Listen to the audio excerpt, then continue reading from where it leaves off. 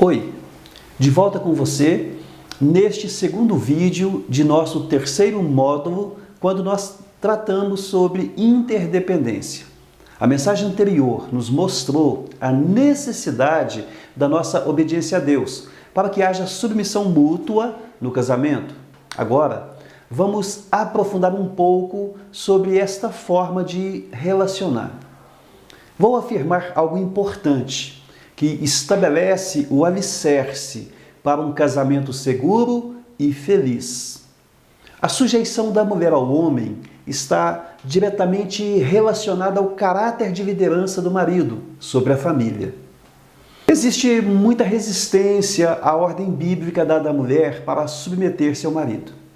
Mas isso acontece por falta de entendimento quanto ao sentido bíblico de submissão e o desconhecimento dos resultados que ela pode trazer. Quando Paulo começa a esquadrinhar os relacionamentos, isso está escrito em Efésios, no capítulo 5, ele coloca sujeição para todos e não apenas para a esposa. Foi o que nós vimos no vídeo anterior. Vamos então ver melhor sobre a submissão da mulher e a liderança do homem. Veja o versículo na tela. Vós, mulheres, sujeitai-vos a vossos maridos como ao Senhor. Depois, Paulo, no versículo seguinte, de forma diretiva, ele mostra o relacionamento conjugal, mostrando esta obediência, vinculando ao caráter do marido, no exercício da liderança do lar.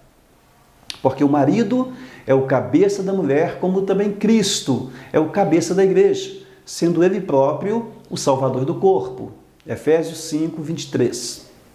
Ao estabelecer o vínculo entre o marido na condição de cabeça do lar, como líder da casa, e Cristo como cabeça da igreja, Paulo está enfatizando o caráter do marido para ser cabeça da esposa, ao comparar a missão dele como marido com a missão de Cristo. De sorte que, assim como a igreja está sujeita a Cristo, assim também as mulheres sejam em tudo sujeitas a seus maridos. Efésios capítulo 5, versículo 24. Observe que Paulo relaciona a obediência da igreja com a obediência da mulher. Se o homem não for igreja e se não obedecer como igreja, não pode exigir a obediência da esposa. E tem mais. Vós, maridos, amai vossas mulheres como também Cristo amou a igreja e a si mesmo se entregou por ela. Perceba, o nível de exigência deste amor é sacrificial. Cristo amou a igreja e morreu por ela. O amor do homem pela esposa, segundo a vontade de Deus, é nesse nível. Se preciso for, o homem deve morrer pela esposa, como Cristo morreu pela igreja. Isso é forte, não é? E se não possui o caráter de Cristo para a liderança do lar, certamente a corrupção do caráter conduzirá ao descaso ou abusos no exercício dessa liderança doméstica. Não vai sacrificar nada pela esposa, não vai assumir responsabilidades, não cuidará dela da mesma forma que cuida de si mesmo. Exatamente isso que a Bíblia recomenda ao homem.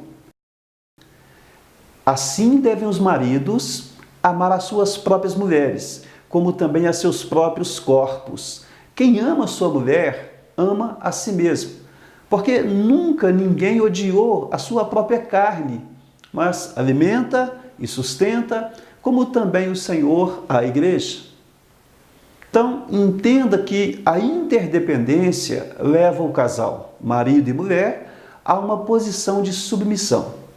Pois o homem deve cooperar com a sua esposa e auxiliá-la em suas necessidades e também agradar o seu coração. É impossível falar em obediência da mulher sem falar da autoridade masculina para o casamento. São dois lados de uma mesma moeda, a cara e a coroa. Sem uma dessas duas faces, não existe moeda. Diante de Deus, os dois possuem a mesma posição em Cristo, se ambos forem cristãos verdadeiros. Mas se não tiverem Cristo como Senhor e Salvador, também estarão numa mesma situação. Então, são iguais perante Deus. Mas se um dos dois estiver em Cristo e o outro não, Você pode me perguntar. O que estiver em Cristo deve cumprir em si mesmo a palavra de Deus e ser luz para aquele que não está. Somente nessa condição, em que o marido não conhece a Deus, a mulher se torna cabeça espiritual do lar.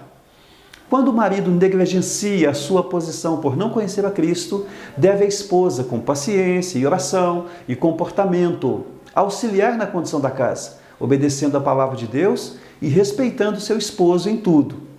Somente está autorizada por Deus a contrariar o seu marido quando este se coloca entre a esposa, entre ela e o Senhor Deus.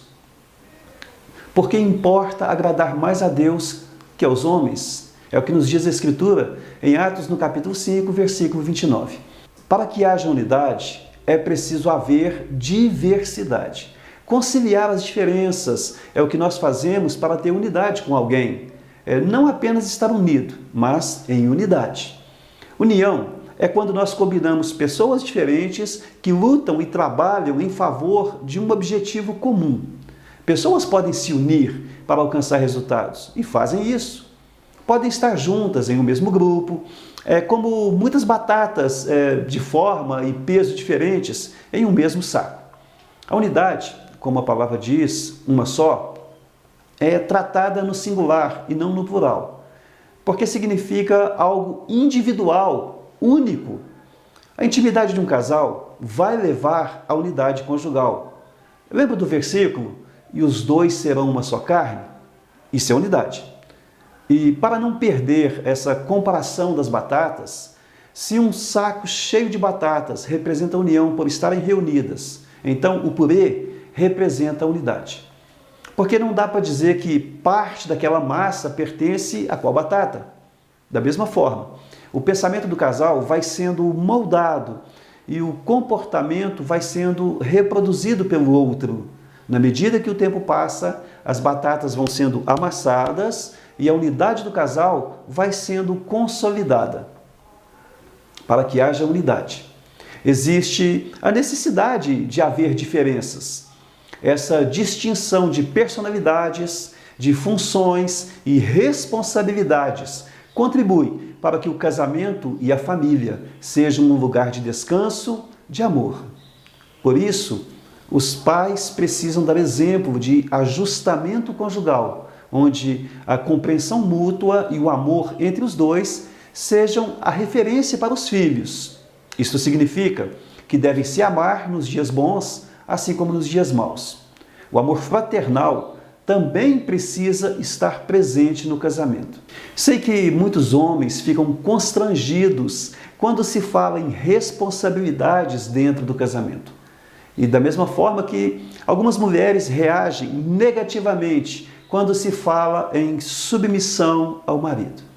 Mas quando os dois entendem o papel um do outro dentro do relacionamento, dão passos largos para o entendimento e para a visão de um casamento saudável que alegra o coração dos dois e também dos filhos. Deus deu ao homem a autoridade, mas deu à mulher a capacidade de influência. E a unidade está em conciliar a autoridade do homem com a influência da mulher, onde os dois podem cultivar submissão a Cristo e um ao outro.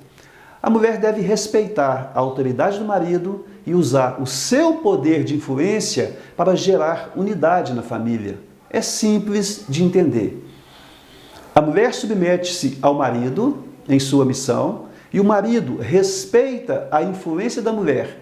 E os dois usam autoridade e influência para consolidar a unidade no casamento, dentro da visão de Deus. Vamos aprender a fazer isso. Se você ainda não sabe, é claro, dentro do nosso curso Aliançar. Um forte abraço e até o nosso próximo vídeo.